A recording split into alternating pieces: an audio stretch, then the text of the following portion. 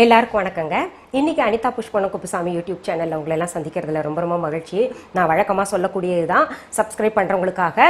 புதுசாக சப்ஸ்கிரைப் பண்ணுறவங்க சப்ஸ்கிரைப் அப்படின்னு காமிக்கக்கூடிய அந்த ரெட் பட்டனை அழுத்திட்டுங்க. பக்கத்துலேயே பார்த்தீங்கன்னா ஒரு கோவில் மணி போல் பெல் ஐக்கான் காமிக்கும், அதையும் தொட்டு விடுங்க. அப்போ தான் பார்த்தீங்கன்னா உங்களுக்கு என்னென்ன பதிவுகள் நான் போடுறேனோ அதெல்லாம் உங்களுடைய கவனத்திற்கு நோட்டிஃபிகேஷன்ஸ்க்கு வந்து சேரும். அந்த பதிவுகளெல்லாம் நீங்கள் பார்க்கணுன்னா என்னுடைய வீடியோ இப்போ ஓடிக்கிட்டு இருக்குன்னு வைங்களேன், அதுக்கு பக்கத்துலேயே சின்னதாக பிளாக் கலரில் முக்கோணம் போல் ட்ரையாங்கிள் ஷேப்பில் ஒரு ஐகான் காமிக்கும், அதை டச் பண்ணுங்க. அதை டச் பண்ணீங்கன்னா டிஸ்கிரிப்ஷன் பாக்ஸ் ஓப்பன் ஆகும். அதில் எங்கள் யூடியூப் சேனல் லிங்க் அப்படின்னு சொல்லிட்டு நாங்கள் போட்டிருப்போம், பதிவு பண்ணியிருப்போம். அங்கே நீங்கள் தொட்டிங்கன்னா எங்கள் யூடியூப் சேனல் நேராகவே கூட்டு போயிடுவோங்கள. அங்கே என்னென்ன பதிவுகள் தேவையோ நீங்கள் தேர்ந்தெடுத்து பார்த்துக்கலாங்க. தொடர்ந்து வந்து நான் உங்களுக்கு வடநாட்டு சமையல், ரொட்டி கூட சப்ஜி எல்லாம் எப்படி செய்யறது, ஒரு தால் டைப் எல்லாம் எப்படி செய்யறதுன்னு சொல்லிட்டு இருக்கேன் இல்லையா. இன்னைக்கு பார்த்தீங்கன்னா ரொம்ப சுவையான பரங்கிக்காய், அதாவது கிராமத்தில் சொல்லுவாங்க இல்லையா, சின்ன பரங்கிக்காய், பிஞ்சு பரங்கிக்காய் இருக்கும், அது கிடையாது, கொஞ்சம் பெரிய பரங்கிக்காய், அதாவது முத்துன பரங்கிக்காய். அது நம்ம வந்து இங்கே பட்டணத்துல நான் சொல்றோம் சிவப்பு பூசணிக்கான்னு சொல்லுவாங்க. அதாவது பரங்கிக்காயை வச்சு ஒரு நல்ல சப்ஜி செய்ய போறேங்க. என்கிட்ட கமெண்ட் பாக்ஸ்ல 2-3 சகோதரிகள் வந்து சொன்னாங்க, அதாவது கேன்சர் பேஷண்ட்ஸ்க்கு ஏதாவது உங்களால ஆன நல்ல சமையல், அந்த கேன்சருடைய தீவிரம் குறையறதுக்கு ஏதாவது சொல்லுங்க மேடம் அப்படின்னு சொல்லிட்டு சொன்னாங்க. இந்த பரங்கிக்காயை அடிக்கடி உணவுல சேர்த்துக்கிட்டா கேன்சர் வந்து அந்த செல்ஸ் வந்து அழிக்கும் அப்படின்னு சொல்லிட்டு மருத்துவ ரீதியாக நிறைய பேர் ப்ரூவ் பண்ணியிருக்காங்க. அது பார்த்தீங்கன்னா பூரி கூட ரொம்ப பொருத்தமான சப்ஜிங்க. ரோட்டி சப்பாத்தி விட பூரி கூட ரொம்ப பொருத்தமா இருக்கும்னு சொல்லிட்டு எங்க பாட்டி அடிக்கடி செய்வாங்க. பூரி கூட சப்பாத்தி கூடயும் நல்லா இருக்கும், ரோட்டி கூடயும் நல்லா இருக்கும். இப்போ அதற்கு தேவையான பொருட்கள் என்னென்னு பார்த்துடலாம். இந்த பரங்கிக்காயை தஞ்சாவூர் பகுதியில் பார்த்தீங்கன்னா பரங்கிக்காயின்னு சொல்லுவாங்க. பொதுவாக எல்லாருக்கும் தெரிஞ்சமான சிவப்பு பூசணிக்கான்னு சொல்லுவாங்க. இது கோயம்புத்தூர் பக்கத்தில் பார்த்தீங்கன்னா அரசாணிக்கான்னு சொன்னாதான் எல்லாருக்கும் தெரியுங்க. ஹிந்தியில இதுக்கு காசிஃபல்பாங்க, அதனால நாங்கள் காசிஃபல் சப்ஜி அப்படின்னு சொல்லுவோம். அந்த காசிஃபல் சப்ஜி, பரங்கிக்காய் சப்ஜி இப்போ உங்களுக்கு செய்து காட்ட போறேன். அதற்கு தேவையான பொருட்கள் என்னென்னு முதல் பார்த்துடலாம். பரங்கிக்காய் 1/2 கிலோ, வெந்தயம் 1 டீஸ்பூன், கடுகு 1 டீஸ்பூன், பச்சை மிளகாய் 2, மல்லித்தூள் 1/2 டீஸ்பூன், மிளகாய்த்தூள் 1/2 டீஸ்பூன், காஞ்ச மாங்காய் தூள் 1 டீஸ்பூன், பெருங்காயத்தூள் 1/2 டீஸ்பூன், கொத்தமல்லி இலைகள் 2 டேபிள் ஸ்பூன், உப்பு தேவையான அளவு, எண்ணெய் தேவையான அளவு. நான் ஒரு பரங்கிக்காய் எடுத்து அதில் பாதி நறுக்கியிருக்கேங்க. கிட்டத்தட்ட அது ஒரு பார்த்தீங்கன்னா ஒரு 500 கிராம், 1/2 கிலோ இருந்திருக்கும். அது பாருங்க கொஞ்சம் பெருசாகவே நறுக்கி வச்சிருக்கேன். அப்புறம் பச்சை மிளகாயும் 2 எடுத்துட்டு சின்ன சின்ன துண்டுகளாக நறுக்கி வச்சிருக்கேங்க. இப்போ நம்ம அடுப்பு பற்ற வச்சுக்கலாம். அதில் ஒரு 4 to 5 டீஸ்பூன் எண்ணெய் விட்டுக்கணுங்க. இப்போ எண்ணெய் சூடாயிருச்சுங்க. அதில் வெந்தயம் போட்டுக்கலாம், அப்புறம் கடுகையும் போட்டுக்கலாங்க. ரெண்டுமே பொரியட்டும். இந்த சப்ஜியில் பார்த்தீங்கன்னா உங்களுக்கு வெந்தயம் வந்து ஒரு கூடுதல் சுவையை தரும், ரொம்ப டேஸ்ட்டாக இருக்கும். ஏன்னா சப்ஜியில் நீங்கள் வெந்தயம் தாளிக்கிறது இதுதான் ஃபர்ஸ்ட் டைம் பார்த்துருப்பீங்கன்னு நினைக்கிறேன். ரொம்ப ரேராக தான் தாளிக்கிறதுக்கு பயன்படுத்துவாங்க.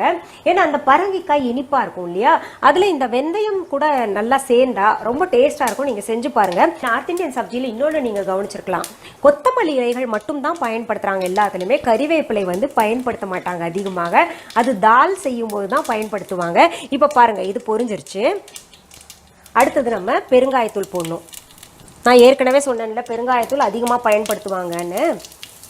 பெருங்காயத்தூள் போட்ட உடனே இந்த பச்சை மிளகாய் சேர்த்துக்கணுங்க.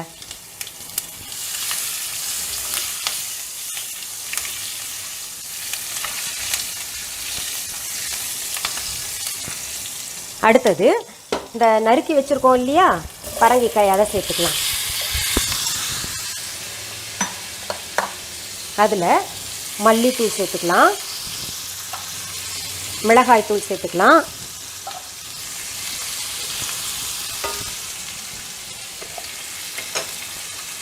உப்பு தேவையான அளவு சேர்த்துக்கலாங்க.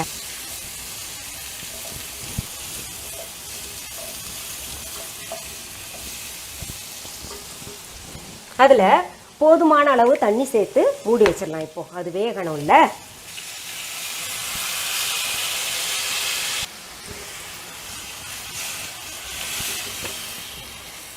மூடி போட்டு மூடி வச்சிடலாங்க. அது நல்லா வேகட்டும். நடுவில் நீங்கள் கிளறி பார்த்துக்கணும். இப்போ இதுல காஞ்ச மாங்காய் தூள் சொல்லியிருக்கேன்ல, அந்த மாங்காய் தூள் இல்லைன்னா ஆப்ஷன் என்னன்னா மாங்காய் எடுத்து கொஞ்சம் துருவிக்கோங்க. ஒரு கிட்டத்தட்ட ஒரு 2 டேபிள் ஸ்பூன் அளவு மாங்காய் துருவிக்கோங்க. அப்படி மாங்காயும் இல்லையா, பிரச்சனையே இல்லை, கொஞ்சம் புளி எடுத்துக்கோங்க.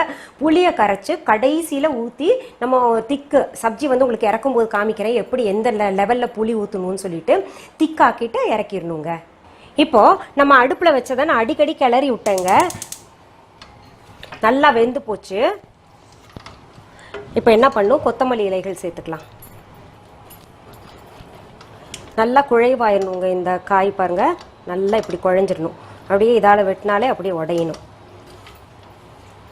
இப்போ ஃபைனலாக நம்ம வந்து இந்த மாங்காய் தூள் அம்ச்சூர் சொல்லுவோம் இல்லையா, காஞ்ச மாங்காய் தூள் வந்து சேர்த்துக்கணும்.